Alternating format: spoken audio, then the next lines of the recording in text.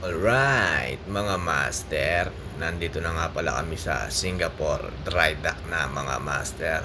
Tingnan nyo ang mga katabi namin mga master. Ito yung oil rig nga pala. Oil rig ship mga master. Petrobras. Tapos meron din ditong Vikings. Ayun mga master, naka-dry dock na rin yan.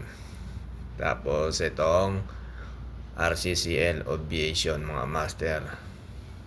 Inabutan na lang din namin to.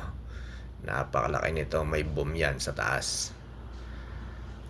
Kabilaan nga pala mga master yung Petrobras na mga oil rig ship. Grabe to. Napakalalaki nito, dinaig pa yung mga cruise ship. Wow! Napakarami rin siguro nitong mga crew. Ayan mga master, kabilaan yan. In demand dito ang electrician kasi napakaraming ilaw niyan sa gabi. Tapos pati mga welder, mga master kasi puro bakal. Yan o. Napakalupit siguro ng work permit dyan bago ka makagawa. Hindi ka basta-basta makakapag-welding.